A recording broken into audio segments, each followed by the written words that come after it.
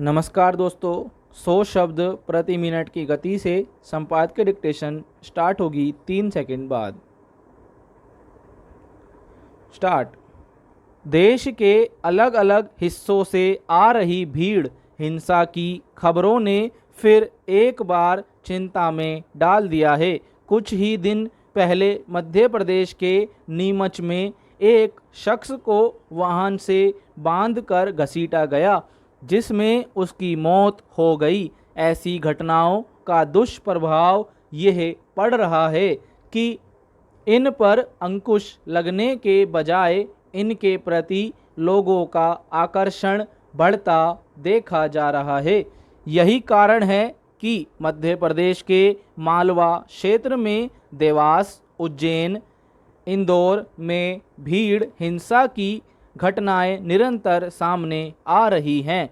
उज्जैन के महिदपुर में धार्मिक नारे ना लगाने पर दुकानदार का सामान फेंकने और देवास जिले के हाटपी पल्या में आधार कार्ड नहीं दिखाने पर फेरी वाले को पीटने की घटनाएं भी सामने आई।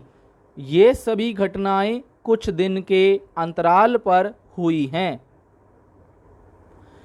इंदौर का मामला तो राष्ट्रीय स्तर पर चर्चा का विषय बना था, जिसमें भीड़ एक युवक की पिटाई करती दिखाई दे रही है।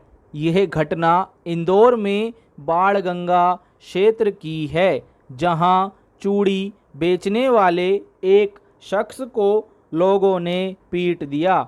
पुलिस ने दोनों पक्षों के खिलाफ मुकदमा दर्ज किया है। चूड़ी बेचने वाले के खिलाफ पॉक्सो कानून के तहत मामला दर्ज किया गया है। उस पर पहचान छिपाने के आरोप भी लगे हैं।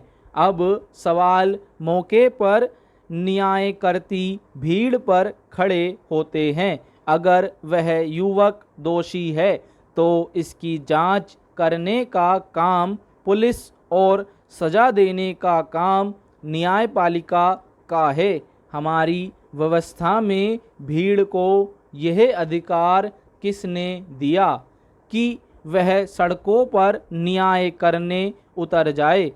सड़कों पर न्याय करती भीड़ ने एक बार फिर व्यवस्था पर प्रश्न चिन्ह खड़ा किया और भीड़ हिंसा पर चर्चा को जन्म दिया है।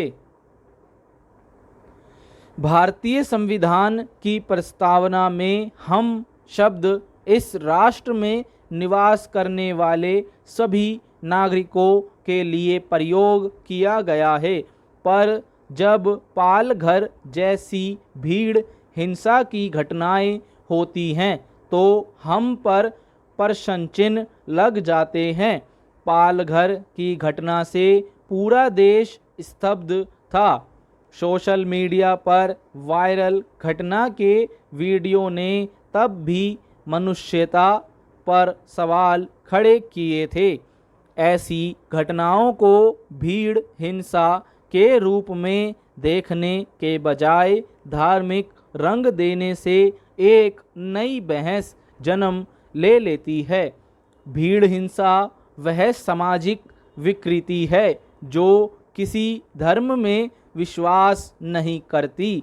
भारत जैसे राष्ट्र जिसमें भिन्न भिन्न जाति, धर्म, भाषा वाले नागरिक निवास करते हैं, ऐसी घटनाएं उसकी प्रकृति के प्रतिकूल सिद्ध होती है। सवाल मनुष्य की बुद्धि और विवेक पर भी उठते हैं कि हम हिंसा के प्रति इतने आकर्षित क्यों हो रहे हैं। किसी अफवाह मात्र के आधार पर अपना विवेक शून्य कर ऐसी घटनाओं को अंजाम देकर हम साबित क्या करना चाहते हैं? ऐसी घटनाओं पर कानूनी रूप से अंकुश लगाने के लिए सबसे पहला प्रयास मणिपुर ने लिंचिंग निरोधक कानून बनाकर किया था। उसके बाद राजस्थान और फिर पश्चिम बंगाल की सरकारें भी भीड़ हिंसा की घटनाओं को गंभीर मानते हुए इनकी रोकथाम हेतु कानून पारित कर चुकी हैं। पश्चिम बंगाल विधेयक 2019 में किसी व्यक्ति को घायल करने वालों को 3 वर्ष से आजीवन कारावास तक की सजा का प्रावधान किया गया है और अगर उसमें किसी की मृत्यु हो जाती है तो मृत्युदंड या कठोर आजीवन कारावास का प्रावधान भी है। वहीं राजस्थान में भीड़ हिंसा पर आजीवन कारावास तथा 5 लाख रुपए तक के जुर्माने का प्रावधान किया गया है। पर ऐसा कर देने से भीड़ हिंसा की घटनाओं में कमी आई है क्या? भीड़ हिंसा कितनी गंभीर समस्या है, इस बात का आकलन सर्वोच्च न्यायालय द्वारा व्यक्त चिंता के आधार पर किया जा सकता है। 2018 में सर्वोच्च न्यायालय ने लिंचिंग पर अंकुश लगाने के लिए डीएसपी स्तर के अधिकारी द्वारा भीड़ हिंसा की जांच करने के आदेश दिए थे। साथ ही विशेष कार्यबल जो ऐसे लोगों के बारे में खुफिया जानकारी एकत्रित करें जो इस तरह की वारदात को अंजाम देना चाहते हैं या अफवाह फैला रहे हैं का गठन करने को कहा था। ये सब बातें सुनने में बेहद अच्छी लगती हैं पर धरातल की वास्तविकता इसके उलट होती है। न्यायालय ने उस समय टिप्पणी की थी कि कोई भी नागरिक अपने आप में कानून नहीं बन सकता है। लोकतंत्र में भीड़ तंत्र की इजाज़त नहीं दी जा सकती। इससे जाहिर होता है कि भीड़ किस प्रकार कानून से ऊपर होती जा रही है।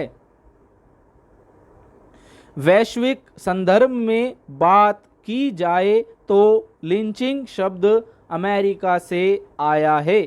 अमेरिकी क्रांति के दौरान वर्जीनिया के बेडफर्ड काउंटी के चार्ल्स लिंच अपनी निजी अदालतें बैठाने लगे और अपराधियों को बिना किसी कानूनी प्रक्रिया के सजा देने लगे। वहाँ लोगों की भीड़ के सामने पेड़ों या पुलों से लटकाकर अंग भंग कर और जिंदा जलाकर अमानवीय तरीके से हत्या की जाती थी। स्टॉप। फ्रेंड्स, पीडीएफ का लिंक आपको नीचे डिस्क्रिप्शन बॉक्स में मिल जाएगा। धन्यवाद, मिलते हैं अगली वीडियो में।